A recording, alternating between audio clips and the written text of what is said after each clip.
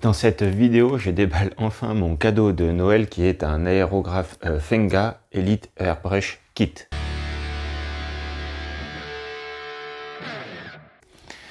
Bonjour à tous, j'espère que vous allez bien, moi ça va super bien. Voilà, j'ai reçu ça à Noël, le Père Noël m'a apporté un aérographe un peu meilleur que celui que j'ai. Jusqu'à présent, j'ai pas eu les projets pour le tester, mais là c'est chose faite. On va l'attaquer sur une grosse figurine qui est mon prochain projet et je me dis que je vais quand même essayer de gagner du temps avec ça, même si l'objectif principal, ça va être petit à petit cette année d'apprendre à l'utiliser.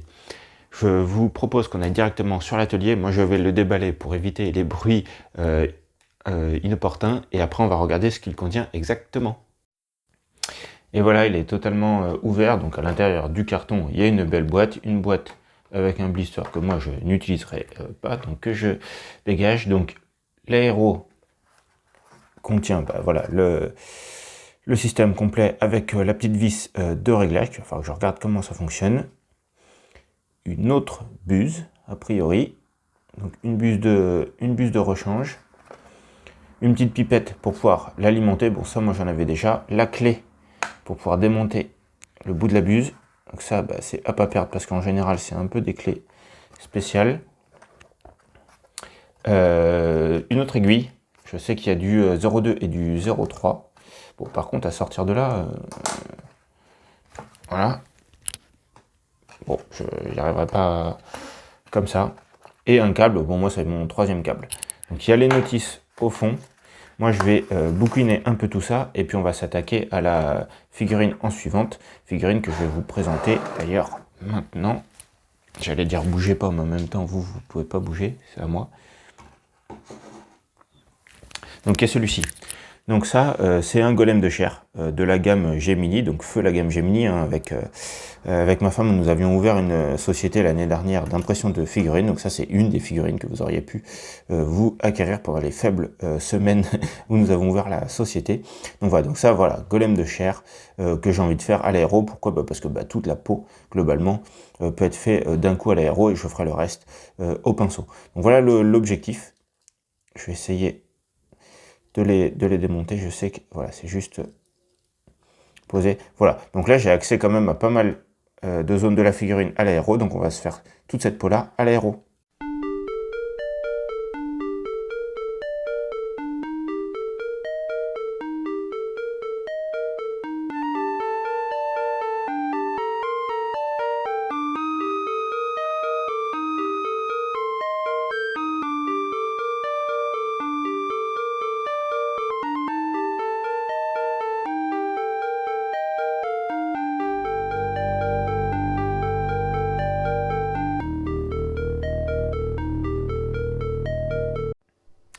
Voilà le résultat après une heure à peu près d'aéro. Donc je suis assez content parce que c'était un lundi soir et j'avais un peu peur de le faire en semaine. Mais bon, j'avais pas pu le week-end. Donc voilà.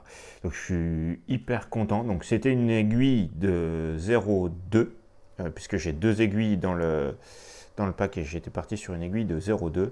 Et j'ai commencé du coup par un mélange marron-violet qu'on peut encore voir dans les zones vraiment les plus sombres que j'ai. Et j'ai éclairci petit à petit avec un gris qui s'appelle Leash Skin pour remonter petit à petit dans le blanc. Donc on voit que j'ai quelques zones là où on voit encore quelques coulures. Donc j'ai vraiment essayé de travailler sur la dilution, c'est quelque chose qui n'est pas facile. L'aiguille de 0,2 se bouche très très vite. J'ai eu deux fois où il s'est bouché. Mais le résultat me semble quand même hyper satisfaisant pour une première prise en main. Et j'ai vraiment hâte finalement de m'entraîner et de petit à petit maîtriser cet outil qui devrait me faire gagner énormément de temps. Voilà, moi maintenant je vais passer au pinceau pour avancer un peu plus vite et on verra à la fin de la vidéo comment il sera. J'ai enchaîné la peinture avec le métal. Je pensais que ça allait être hyper rapide puisqu'à la base j'allais faire une recette relativement simple. Je pars d'une couche de base de bronze, un brossage à sec de métal assez foncé, le Leadbelcher, et ensuite je viens picoter avec du cuivre. En fait, c'était assez long à faire en termes d'accessibilité. La cage, c'est pas hyper facile, même si techniquement je peux l'ouvrir, faut que j'ouvre le crochet et elle s'ouvre, elle est totalement mobile, mais j'ai passé quand même un peu de temps sur la cage et le pire, ça a été sur l'ogre. J'ai eu une certaine pression de ne pas dépasser sur la peau que j'avais faite à l'aéro parce que pour le coup, je ne sais pas la refaire si je me loupe. Donc ouais, ça m'a pris un peu de temps. Là, je viens de passer 10 minutes de plus. J'ai fait la couche de base du cuir, donc très sombre. Je suis parti d'un marron dans lequel j'ai encore rajouté du noir. J'ai plus de marron ultra sombre. Tous mes pots sont vides. Il va falloir que je passe une commande. Mais je suis assez content là. J'ai réussi à obtenir une teinte ultra sombre. Et j'ai également fait la partie sol de l'ogre, du golem. Donc on va repartir de là. On va directement se mettre sur l'atelier. Je vais faire la fin du socle. J'aimerais vraiment finir ça. Donc faire le lavis sur le sol et les tombes et les crânes. Et si je fais les crânes, j'enchaînerai avec la couleur os sur le golem. Une fois qu'on aura fait ça, je pense qu'on aura quasiment toutes les couches de base importantes. Bon, il restera le pagne. Je ne sais pas encore trop comment le faire, ni de quelle couleur. Je viens d'enchaîner à peu près 2h30 de peinture. J'ai fait quelques pauses parce que je commençais un peu à avoir mal au dos à rester assis, à pencher sur la figurine. Et ça commence à être vraiment pas mal. Donc j'ai commencé par faire une alternance entre mon cuir, mon sol et l'os. Pourquoi? Parce que j'alternais les temps de séchage entre le sol où je venais de faire le lavis, je devais attendre que ça sèche. Donc j'ai commencé par faire mon cuir où j'ai passé 4 ou 5 couches. Je suis hyper fier de mon cuir, honnêtement. Vous le verrez à la toute fin, je n'ai pas filmé les 2 dernières étapes parce que ça commençait à être vraiment minutieux et vous savez que je ne suis pas hyper à l'aise à filmer ce genre de choses. Ensuite j'ai alterné avec l'os où j'ai fait à peu près la même démarche et j'ai fait également tous les espèces de bulbes qu'il a sur le corps, un peu là j'avoue au feeling. Donc honnêtement là, si on pose la figurine, je suis déjà assez fier. Attendez. Voilà. Je ne sais pas si vous la verrez bien, mais globalement j'en suis déjà assez fier. Je dirais que là déjà elle pop pas mal, sachant qu'il faudra faire un peu de nettoyage, mais ça, voilà. Il va me rester le pagne à faire, donc ça c'est important. J'ai toujours pas honnêtement trouvé la couleur que je voulais. Et ensuite il a encore pas mal de crevasses, de blessures et autres, et je pense que c'est ça que je vais attaquer. Là il a des muscles saillants et tout ça. Je vais commencer par un rouge très sombre, un cobalt red. Donc ça c'est ce qu'on va appliquer un peu partout, sur toutes ces surfaces-là. Et ensuite j'alternerai, je pense, entre 3 teintes, suivant où ça sera, soit entre directement de la couleur chair, soit de la zombie flèche, soit du violet très pâle. Je pense que j'alternerai entre les trois, pour essayer de créer un peu de variété sur cette figurine. Et je vais toujours réfléchir à mon pagne. J'ai pas envie qu'il attire l'œil, honnêtement. Donc bon, on verra, je ne suis pas très inspiré. On arrive au terme de cette vidéo. Hier, j'ai réussi à finaliser la peinture. Il me reste ce soir à juste faire le soclage. J'ai déjà mis les pigments. On va poser tranquillement les petites touffes pendant que je fais le débrief. On va partir sur des touffes relativement sombres. J'ai pas du tout envie d'attirer le regard vers le sol. Déjà que les pigments le font déjà un peu trop à mon goût. J'ai résolu mon problème de pagne.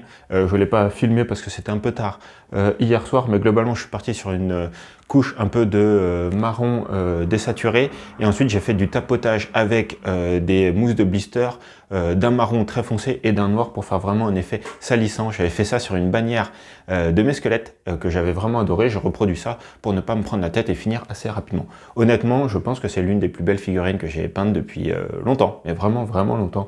Je suis hyper content du rendu. Là, vous devez l'apercevoir.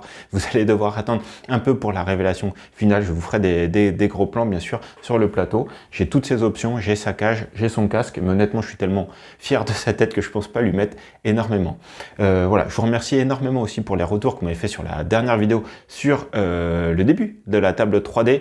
Je vous assure que du coup, ça m'a ultra motivé à la poursuivre. On va bien avancer. J'ai tout le troisième projet, toute la troisième dalle qui est prête, et ce coup-ci je vais essayer de la filmer, sauf les parties bien sûr que je ferai avec mon fils, encore une fois pour des raisons que j'ai pas envie qu'il soit sur YouTube. Il choisira plus tard quand il le voudra. Voilà, moi je vous laisse du coup me faire un retour sur cette figurine en commentaire. C'était une figurine issue de la gamme Gemini, donc vous auriez techniquement pu l'acheter, je sais plus combien on était, à 28 je crois, un truc dans le genre. C'était une des plus grosses avec les 2-3 dragons qu'on avait.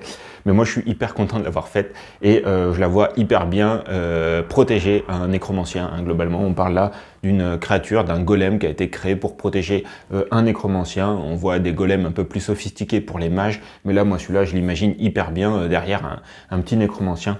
Voilà, au niveau de l'échelle, ça correspond. Il faut imaginer qu'il est de taille TG. Donc, c'est l'équivalent d'à peu près d'un 4 mètres, 4 mètres 50. Donc, il est juste énorme, il fait 3 fois la taille d'une figurine 28-30 mm. Voilà, moi je vous laisse là-dessus, je vous remercie encore une fois de me suivre, je suis hyper motivé en ce moment, le mois de mai va être énorme avec tous ces ponts, je suis vraiment ultra chaud bouillant. Je vous dis à la prochaine, c'était Fabien, portez-vous bien, bye bye.